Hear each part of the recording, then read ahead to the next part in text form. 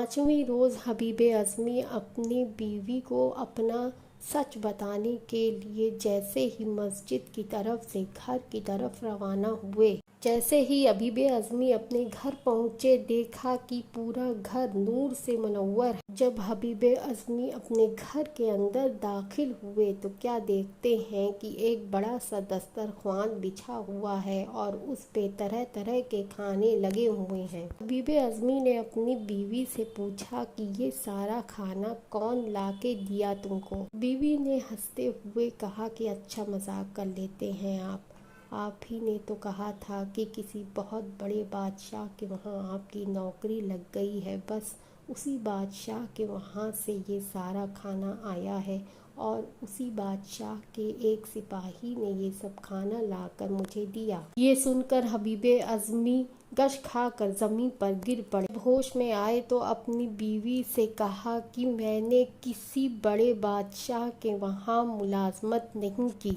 और ना ही उस बादशाह ने मुझे कोई तनख्वाह दी। ये तो सारे जहान के मालिक गफूर रहीम अल्लाह रब्बुल इज़्ज़त की शान है, तो उसने मेरे जैसे गुनहगार शख्स को माफ़ कर दिया और अपनी रहमतों से मुझे नवाज दिया। इतना कहकर हबीब अज़मी और आपकी बीवी ने रहमत की नेमतों को खाया और अल्लाह का शुक्र अदा किया। हबीब अज़मी ने कहा कि जब बंदा अपने गुनाहों से पूरी तरह तौबा करके अपने रब की तरफ मतवज्जा होता है तो कैसे अल्लाह रब्बुल इज़्ज़त अपने दोनों हाथों से अपने उस बंदे का दामन थाम लेते। ये कहकर हबीब अज़मी अपने घर से निकले और उस दर्जे की इबादत में मशगूल हुए कि अल्लाह रब्बुल इज़्ज़त ने आपको उस बुलंद मर्तबे से नवाजा कि जिसकी ताज़ीम बगदाद के बादशाह